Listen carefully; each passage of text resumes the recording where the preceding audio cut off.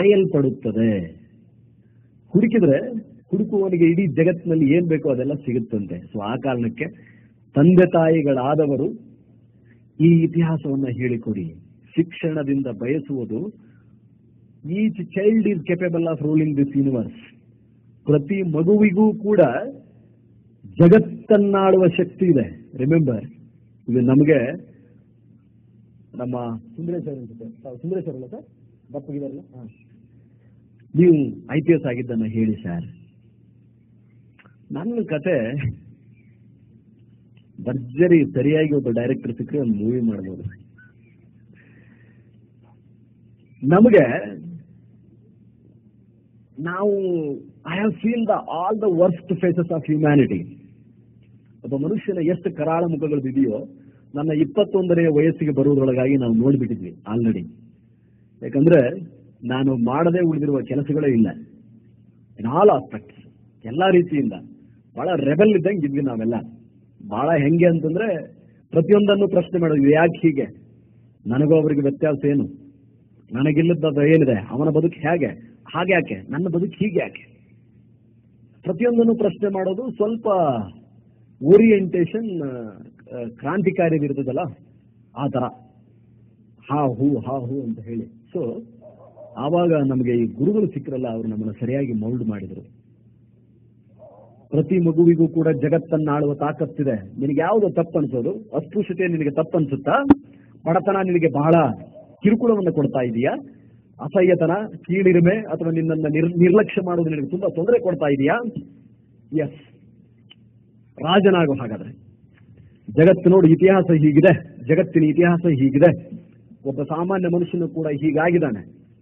ಸ್ವಾಮಿ ವಿವೇಕಾನಂದನಿಗೂ ಕೂಡ ಇಷ್ಟೊಂದು ಸಮಸ್ಯೆಗಳಿತ್ತು, ಅಬ್ದುಲ್ ಕಲಾಮನಿಗೂ ಕೂಡ ಇಷ್ಟೊಂದು ಸಮಸ್ಯೆಗಳಿತ್ತು. ನಿನಗೂ ಅವನಿಗೆ ವ್ಯತ್ಯಾಸ ಏನು? ನಿನಗಿರೋದು 2 ಕಣ್ಣು, ಅವರಿಗಿದ್ದು 2 ಕಣ್ಣು. ನಿನಗಿರೋದು 2 ಕೈ, ಅವರಿಗಿದ್ದು 2 ಕೈ. ನಿನಗಿರೋದು ಕೂಡ 2 ಕಾಲು, ಅವರಿಗಿರೋದು ಅದೇ ಬ್ರೇನ್. ನಿನಗೂ ಅಬ್ದುಲ್ ಕಲಾಮನಿಗೂ ಸ್ವಾಮಿ ವಿವೇಕಾನಂದನಿಗೂ ಸಿಂಗಲ್ ಸೆಲ್ ಡಿಫರೆಂಟ್ ಇಲ್ಲ. ಹೋಗು, ನಿನಗೆ ತಾಕತ್ತಿದ್ರೆ ಶಿಕ್ಷಣವನ್ನ ಪಡಿ. ಹಾಗಾಗುವಂತ ಸ್ವಾಮಿ ನಿರ್ಭಯಾನಂದ ನಮ್ಗೆ ಹೇಳಿದ್ರಪ್ಪ. Go and get it. ನಿನಗೆ ನಿಜವಾಗಿ ತಾಕತ್ತಿದ್ರೆ, ಕೋಪ ಅನ್ನೋದಿದ್ರೆ ಓದೋದ್ರ ಮೇಲೆ ತೋರಿಸು, ತಿಳ್ಕೊಂಡ್ಬಿಟ್ಟು ಹೀಗಾಗುವಂತ. Then we started. ಪ್ರತಿಯೊಂದನ್ನು ಪ್ರಶ್ನೆ ಮಾಡುವ ಗುಣ. ಯಾರಾದ್ರೂ ಏನಾದ್ರೂ ಹೇಳಿದ್ರೆ ಸೌಮ್ಯ ಸ್ವಭಾವದಿಂದ ಅದನ್ನು ಕೇಳ್ಕೊಂಡು ಅದರಿಂದ ಪಾಠ ಕಲಿಯುವ ಗುಣ, ಇದೆಲ್ಲ ಆರಂಭ ಆಯ್ತು. ಸೊ ಪ್ರತಿ ಮಗುವೂ ಕೂಡ ಜಗತ್ತನ್ನಾಳುವ ತಾಕತ್ತನ್ನು ಹೊಂದಿದೆ. ಅಲೆಕ್ಸಾಂಡರ್ 23ನೇ ವರ್ಷಕ್ಕೆ 3/4 ಭಾಗ ಜಗತ್ತನ್ನ ಗೆದ್ದಿದ್ದ. ಇದೇನು ದಂತಕತೆ ಅಲ್ಲ, ಇಟ್ಸ್ ನಾಟ್ ಪುರಾಣ. ಅಲೆಕ್ಸಾಂಡರ್ ಗೆದ್ದಿದ್ದು ನಿಜ, ಅದಕ್ಕೆ ಸಾಕ್ಷಿ ಇದೆ. 32ನೇ ವಯಸ್ಸಿಗೆ ಇಡೀ ವಿಶ್ವವನ್ನೇ ನಿಬ್ಬೆರಗಾಗುವಂತೆ ಸ್ವಾಮಿ ವಿವೇಕಾನಂದ ಮಾಡಿದ್ರು, ಅದಕ್ಕೂ ಸಾಕ್ಷಿ ಇದೆ. ಬದುಕಿ ಹೋಗಿದ್ದಾರೆ, ಬರೆದಿದ್ದಾರೆ. ಸ್ವಂತ ಅವರ ಹ್ಯಾಂಡ್ ರೈಟಿಂಗ್ ಅಲ್ಲೇ ಪತ್ರಗಳನ್ನ ಬರೆದಿದ್ದಾರೆ, ಅದಕ್ಕೂ ಸಾಕ್ಷ್ಯ ಇದೆ. ಸೊ ಇವೆಲ್ಲ ನಮ್ಮ ಮಕ್ಕಳಿಗೆ ಹೇಳ್ಬೇಕು. ನಾವು ಮನೆಯಲ್ಲಿ ಇವನ್ ಶಿಕ್ಷಕರು ಕೂಡ ಪಾಠ ಮಾಡ್ಬೇಕಾದ್ರೆ ಇಂಥದ್ದನ್ನು ಹೇಳ್ಬೇಕು. ಅವನಿಗೆ ಅನಿಸ್ಬೇಕು, ಹೌದು ನಾನು ಕೂಡ ಇದನ್ನ ಮಾಡುವ ತಾಕತ್ತು ನನ್ನಲ್ಲಿದೆ ಅಂತ ಹೇಳಿ. ಸೊ ಅದನ್ನ ತಂದೆ ತಾಯಿಗಳಾದವರು ಚಿಕ್ಕಂದಿನಲ್ಲೇ ಮಕ್ಕಳ ಬಾಲ್ಯಾವಸ್ಥೆಯಲ್ಲಿಯೇ ಇದನ್ನ ಮಾಡಬೇಕು. ಅದಕ್ಕೆ ನಾವು ಫಸ್ಟ್ ಆಫ್ ಆಲ್ ತಿಳ್ಕೋಬೇಕು, ಓದ್ಕೋಬೇಕು. ಎಷ್ಟು ಜನ ನಾವು ರಾಮಾಯಣದ ಬಗ್ಗೆ ಬಹಳ ಕೇಳ್ತೇವೆ, ಮಹಾಭಾರತದ ಬಗ್ಗೆ ಬಹಳ ಕೇಳ್ತೇವೆ. ಎಷ್ಟು ಜನ ನಾವು ಓದಿದ್ದೇವೆ? ಅದನ್ನ? ನಮಗೆ ವಯಸ್ಸು ಇವಾಗ 30, 40, 50, 60, 18, 20, 25 ಆಗಿದೆಯಲ್ಲ. ನಮ್ಮ ಸುತ್ತಮುತ್ತಲೇ ಇರತಕ್ಕಂಥ ಇಡೀ ಒಂದು ದೇಶ ಪೂಜಿಸುವ, ಎಂದೋ ಆಗಿ ಹೋಗಿ ಇಂದಿಗೂ ಕೂಡ ಪುರುಷೋತ್ತಮ ಅಂತ ಕರೀತಾರಲ್ವೇ ಶ್ರೀರಾಮನನ್ನ, ನಮ್ಮ ಆರಾಧ್ಯ ದೈವ ಶ್ರೀರಾಮನನ್ನ ಕರೀತಾರೆ. ಹಾಗಾದ್ರೆ ಶ್ರೀರಾಮನ ಮೇಲಿರುವ ಕುತೂಹಲಕ್ಕಾಗಿ ಆದ್ರೂ ಕೂಡ ರಾಮಾಯಣವನ್ನು ನಾವು ಎಷ್ಟು ಜನ ಓದ್ತಾ ಇದ್ದೀವಿ? ಮಹಾಭಾರತವನ್ನು ಎಷ್ಟು ಜನ ಓದಿದ್ದೀವಿ? ಕುರಾನ್ ಬಹಳ ಚರ್ಚೆ ಆಗ್ತಿದೆ, ಹೋಲಿ ಕುರಾನ್, ಅದನ್ನು ಎಷ್ಟು ಜನ ತಿಳ್ಕೊಳ್ಳೋ ಹಂಬಲವನ್ನು ತೋರಿಸಿದೀವಿ? ಬೈಬಲ್, ಹೋಲಿ ಬೈಬಲ್, ಜಗತ್ತಿನ 60-70 ರಾಷ್ಟ್ರಗಳು ಇವತ್ತು ಬೈಬಲ್ ಅನ್ನ ಪೂಜಿಸ್ತಾ ಇದ್ದಾವೆ. ಎಷ್ಟು ಜನ ನಾವು ತಿಳ್ಕೊಂಡಿದ್ದೀವಿ? ಜ್ಞಾನ ಜಗತ್ತನ್ನಾಳುತ್ತದೆ. ರಿಮೆಂಬರ್, ದುಡ್ಡೇ ದೊಡ್ಡಪ್ಪ, ವಿದ್ಯೆ ಅದರಪ್ಪ. ದುಡ್ಡೇ ದೊಡ್ಡಪ್ಪ, ವಿದ್ಯೆ ಅದರಪ್ಪ. The world is ruled by knowledge. ಜಗತ್ತನ್ನ ಇಂದು ಆಳುತ್ತಿರುವುದು ಜ್ಞಾನ.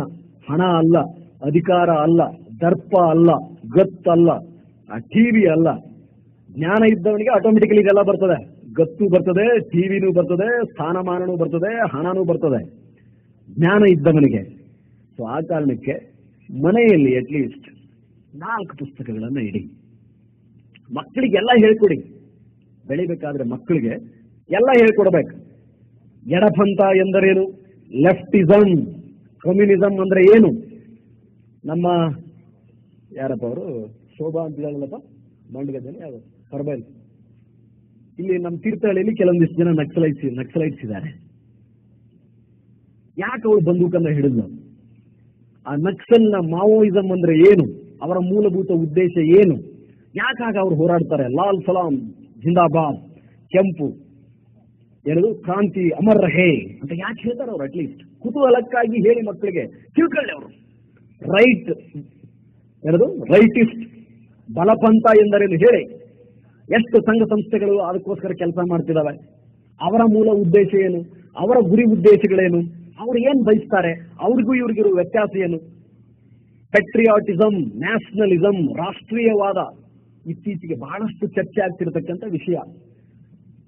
ದೇಶಪ್ರೇಮ, ಏನದು ದೇಶಪ್ರೇಮ ಅಂದ್ರೆ? ನಿಜವಾಗಿಯೂ ತನ್ನನ್ನು ತಾನು ಪ್ರೀತಿಸುವುದೇ, ರಾಜ್ಯವನ್ನ ಪ್ರೀತಿಸುವುದೇ, ದೇಶವನ್ನ ಪ್ರೀತಿಸುವುದೇ ಕೇವಲ ಆಗಸ್ಟ್ 15 ಜನವರಿ 26ರಲ್ಲಿ ಭಾರತ್ ಮಾತಾ ಕಿ ಜೈ, ಜೈ ಹಿಂದ್ ಎನ್ನುವುದೇ, ಅಥವಾ ಅದಕ್ಕೂ ಮಿಗಿಲಾದದ್ದೇನಾದ್ರೂ ಇದೆಯೇ? ಎಲ್ಲವನ್ನೂ ಹೇಳಿ ಅವನಿಗೆ, ಹಿಂದೂ, ಮುಸ್ಲಿಂ, ಕ್ರಿಶ್ಚಿಯನ್, ಜೈನ್ ಎಲ್ಲವನ್ನೂ ಹೇಳಿ ಮಗುವಿಗೆ. ತದನಂತರ ಆಯ್ಕೆಯನ್ನ ಅವನಿಗೆ ಬಿಡಿ. ಟೀಚರ್ಸ್ ಮಾಡಬೇಕಾದದ್ದು ಇದನ್ನೇ, ಆಯ್ಕೆ ಅವನಿಗೆ ಬಿಡಿ. ಎಲ್ಲವನ್ನು ಮಗು ನಿನಗೆ ನಾನು ಹೇಳಿದ್ದೀನಿ, ಬೈಬಲ್ ಬಗ್ಗೆನೂ ಹೇಳಿದ್ದೀನಿ, ಕುರಾನ್ ಬಗ್ಗೆನೂ ಹೇಳಿದ್ದೀನಿ, ಭಗವದ್ಗೀತೆಯ ಬಗ್ಗೆ ಹೇಳಿದ್ದೀನಿ, ಹಿಂದೂಯಿಸಂ ಬಗ್ಗೆನೂ ಹೇಳಿದ್ದೀನಿ, ಮುಸ್ಲಿಮರ ಬಗ್ಗೆ ಹೇಳಿದ್ದೀನಿ, ಕ್ರಿಶ್ಚಿಯನ್ರ ಬಗ್ಗೆ ಹೇಳಿದ್ದೀನಿ, ಎಡಪಂಥದ ಬಗ್ಗೆ ಹೇಳಿದ್ದೀನಿ, ಬಲಪಂಥದ ಬಗ್ಗೆ ಹೇಳಿದ್ದೀನಿ, ಜಾತ್ಯತೀತದ ಬಗ್ಗೆ ಹೇಳಿದ್ದೀನಿ, ರಾಷ್ಟ್ರೀಯವಾದದ ಬಗ್ಗೆ ನಿನಗೆ ಹೇಳಿದ್ದೀನಿ. ಇವಾಗ ನೀನು ಯಾವುದನ್ನ ಆಯ್ಕೆ ಮಾಡಬೇಕು ಅಂತಂದ್ರೆ, ಯಾವುದು ನಿನಗೆ ಒಳಿತೋ, ಯಾವುದು ತಂದೆ ತಾಯಿಗೆ ಒಳಿತೋ, ಯಾವುದು ನಿನ್ನ ಊರಿಗೆ ಒಳಿತೋ, ನಿನ್ನ ರಾಜ್ಯಕ್ಕೆ, ನಿನ್ನ ರಾಷ್ಟ್ರಕ್ಕೆ, ನಿನ್ನ ನೆರೆಹೊರೆಯವರಿಗೆ, ಇಡೀ ಮನುಕುಲಕ್ಕೆ ಯಾವುದು ಒಳಿತೋ ಅದನ್ನ ಆಯ್ಕೆ ಮಾಡು. ನೀನು ಬದುಕುವ ಹಾದಿ ಹಾಗಿರಲಿ. ಹಾಗೆ ಕುವೆಂಪುರವರು ಹೇಳಿದ ಹಾಗೆ ಏನ್ ಹೇಳಿದ್ರು ಕುವೆಂಪುರವರು? ಏನಾದರೂ ಆಗು, ಮೊದಲು ಮಾನವನಾಗು, ಮನುಜ ಮತ ವಿಶ್ವಪಥ. ಅನಿಕೇತನ ಕಲ್ಪನೆ, ಎಲ್ಲಿಯೂ ನಿಲ್ಲದಿರು, ಮನೆಯೊಂದ ಕಟ್ಟದಿರು. ಏನಪ್ಪಾ ಅದ್ಭುತ! ಇಲ್ಲೇ ಇದ್ದಾರೆ ಅವರು ಅಲ್ವೇ, ಬಹಳ ಏನು ದೂರಿಲ್ಲ. ಅವರು ಹುಟ್ಟಿದ ಮನೆ, ಅವರು ಕೂತಿರ್ತಕ್ಕಂಥ ಕವಿಶೈಲ, ಆ ಬಂಡೆ, ಅವರು ಬಳಸಿರ್ತಕ್ಕಂಥ ಪಾತ್ರೆಗಳು, ಹಾಕಿದ ಕೋಟು, ಬಳಸಿದ ಎಲ್ಲ. ಅವನು ಕಳ್ಳ, ಅವನು ಬಂದು ಅವನೊಬ್ಬ ಸ್ವಲ್ಪ ಡ್ಯಾಮೇಜ್ ಮಾಡ್ದ. ಆಮೇಲೆ ಅದೊಂದು ಹೇಳ್ಬೇಕು, ಬಿಫೋರ್ ಐ ಫಾರ್ಗೆಟ್, ಅದನ್ನ ಪತ್ತೆ ಹಚ್ಚಿದವ್ರು ಯಾರಂತ ಅನ್ಕೊಂಡಿದ್ದೀರಾ ನೀವು? ಕವಿಶೈಲದ ಕಳ್ಳತನವನ್ನು ಪತ್ತೆ ಹಚ್ಚಿದವರು ನಿಮ್ಮ ಗುರುರಾಜ್. ಅವರ ಜೊತೆ ಕೆಲಸ ಮಾಡಿರ್ತಕ್ಕಂಥ ಮಂಜುನಾಥ್ ಅನ್ನೋ ಒಬ್ಬ ಸಿಬ್ಬಂದಿ, ಪೊಲೀಸ್ ಪೇದೆ, ವಿದ್ಯಾನಗರ ಎಕ್ಸ್ಟೆನ್ಷನ್ ಬಡಾವಣೆ ಪೊಲೀಸ್ ಸ್ಟೇಷನ್ ದಾವಣಗೆರೆಯಲ್ಲಿ ಇರಬೇಕಾದ್ರೆ ಇವ್ರ ಜೊತೆ ಕೆಲಸ ಮಾಡಿರ್ತಕ್ಕಂಥ ಫಸ್ಟ್ ಟೈಮ್ ಅದನ್ನ ನೋಡಿದ ತಕ್ಷಣ ಮೆಸೇಜ್ ಮಾಡಿದ ಗುರು ಅವತ್ತಿರಲಿಲ್ಲ, ಬೆಂಗಳೂರಲ್ಲೇನೋ ಇದ್ದ. Immediately, sir we got him, ಈಗ ನಮ್ಮ ಮಂಜುನಾಥ್ ಇದ್ದಾನೆ, ಒಂದು ಟೀಮ್ ಕಳಿಸ್ಕೊಡಿ ಸರ್ ಅಂತ ಹೇಳಿ.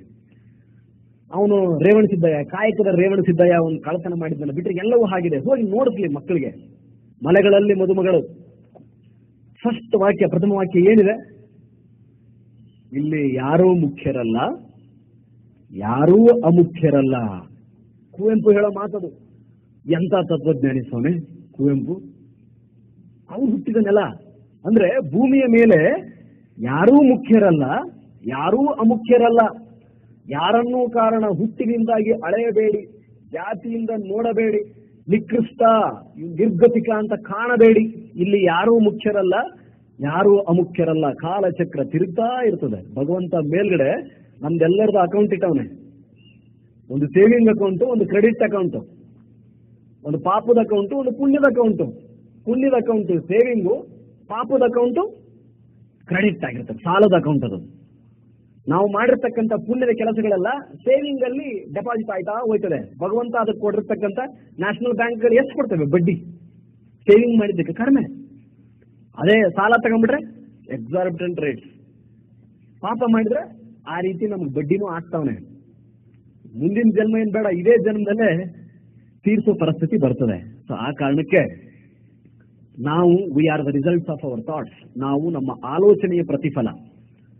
ಪ್ರತಿನಿತ್ಯ ನಮಗೆ ನಾವೇ ಏನ್ ಹೇಳ್ಕೊಳ್ತೀವೋ, ಯಾವ ರೀತಿ ನಾವು ಆಲೋಚನೆ ಮಾಡ್ತೀವೋ, ನಮ್ಮ ವ್ಯಕ್ತಿತ್ವ ಹಾಗೆ ಬೆಳೀತದೆ. ಅದಕ್ಕೆ ನಮಗೆ ವಾತಾವರಣ ಸರಿಯಾಗಿರಬೇಕು,